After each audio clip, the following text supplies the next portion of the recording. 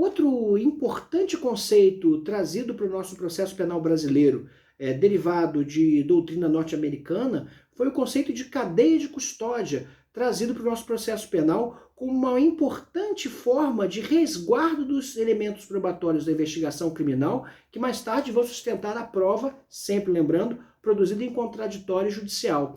O conceito de cadeia de custódia permite um controle muito maior sobre a gestão desses elementos da investigação, que poderão efetivamente influenciar de maneira decisiva na veracidade das provas produzidas na fase judicial do processo. O artigo 158-A ele vai trazer o conceito de cadeia de custódia de maneira muito bem descrita, e aqui é necessário, quando elogiamos, termos a mesma ênfase que utilizamos quando também criticamos, muito bem escrita, na forma legislativa que foi assumida e incorporada ao nosso ordenamento, o conceito trazido no artigo 158-A. Considera-se cadeia de custódia o conjunto de todos os procedimentos utilizados para manter e documentar a história cronológica do vestígio coletado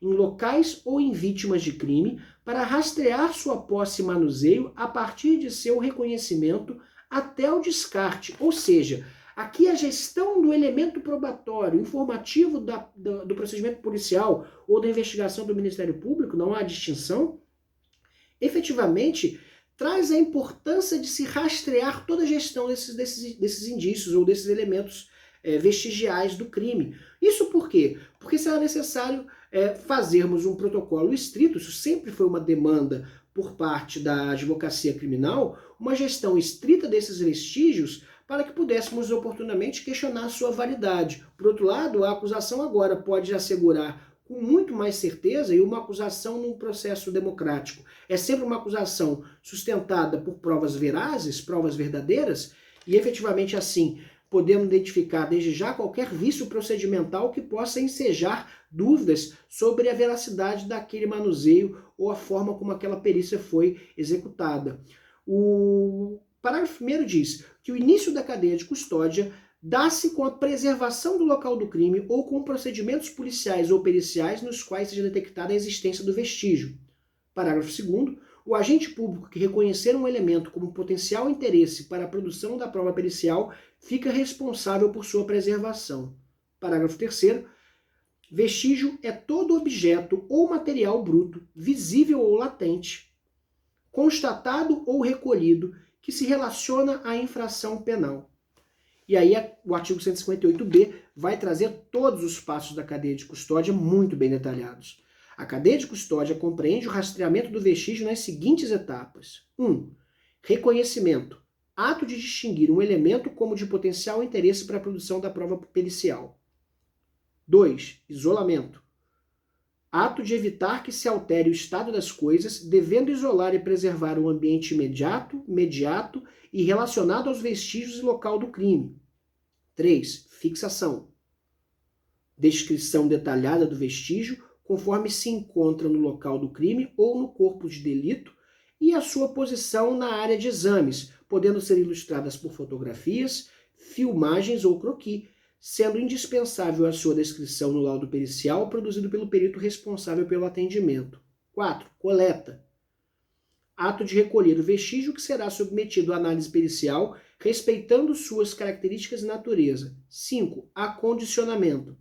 Procedimento por meio do qual cada vestígio coletado é embalado de forma individualizada, de acordo com suas características físicas, químicas e biológicas, para posterior análise com anotação de data, hora e nome de quem realizou a coleta e acondicionamento. Tal é o nível de detalhamento que o Instituto da Cadeia de Custódia vem trazendo aqui no corpo do processo penal.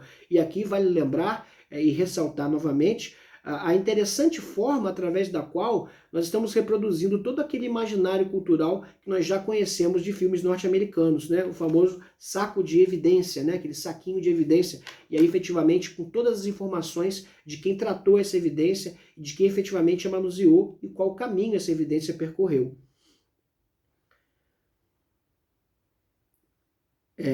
4. Coleta. Ato de recolher o vestígio que será submetido à análise pericial, respeitando suas características e natureza.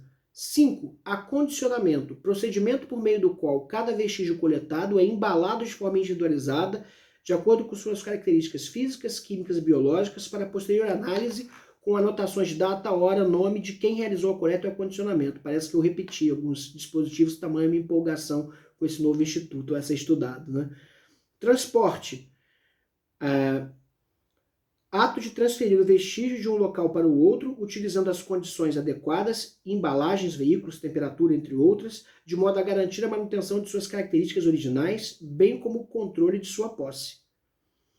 7. Recebimento. Ato formal de transferência da posse do vestígio, que deve ser documentado com, no mínimo, informações referentes ao número de procedimento e unidade de polícia judiciária relacionada, local de origem, nome de quem transportou o vestígio, código de rastreamento, natureza do exame, tipo do vestígio, protocolo, assinatura e identificação de quem o recebeu.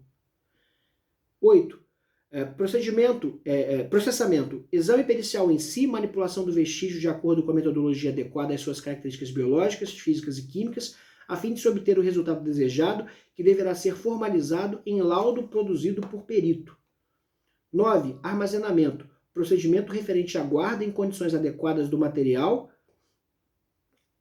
a ser processado, guardado para realização de contraperícia, descartado ou transportado com vinculação ao número do laudo correspondente. Importante perceber aqui a menção a uma contraperícia, ou seja, mais uma remissão à importante atuação que a defesa pode ter no procedimento de investigação criminal. Ou seja, é possível que, diante de uma falha metodológica que se justifique, aqui o advogado de defesa, ou até mesmo o defensor público, no futuro possível, possa efetivamente requerer a contraperícia e efetivamente a produção de um novo laudo, caso algum protocolo médico-legal, por exemplo, não tenha sido observado, ou algum protocolo técnico não tenha sido observado. Daí a importância que os advogados criminalistas também tenham efetivamente um conhecimento técnico de como processar efetivamente os vestígios. E aí, de fato, compreender de tal maneira quando é que será necessária ou não uma contraperícia a ser requerida, no meu entendimento, ao juiz de garantias, que ainda não está efetivamente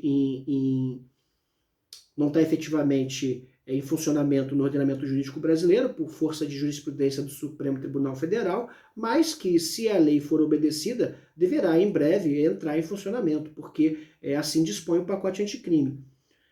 E, por fim, o descarte, procedimento referente à liberação do vestígio, respeitada a legislação vigente, quando pertinente, mediante autorização judicial.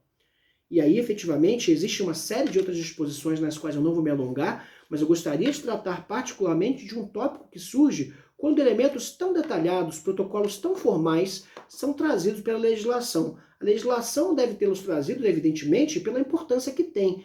E assim sendo, nós temos que observar o célebre artigo 644, que fala que a nulidade ocorrerá nos seguintes casos. O artigo 564 do Código de Processo Penal, que fala que a nulidade ocorrerá nos seguintes casos, e aqui eu quero antecipar-me ao inciso 4, por omissão de formalidade que constitua elemento essencial do ato. Ou seja, se a lei estabelece um procedimento, mas outro procedimento é seguido, ou algum procedimento não é seguido, me parece que é causa de ensejar a nulidade da prova, e efetivamente essa prova, produzida de maneira, então, ilícita, poderá contaminar outras provas derivadas, sendo muito importante no trabalho policial e investigatório que a gente tenha aqui essa observância estrita e o treinamento das equipes policiais para que não incorram nesse tipo de erro.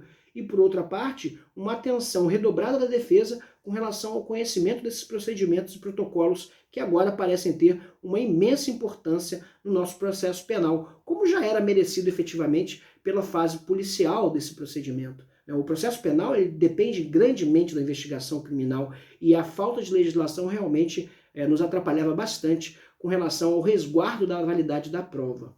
Bom, essas eram as considerações que eu tinha para vocês hoje. Eu espero vocês nos próximos vídeos.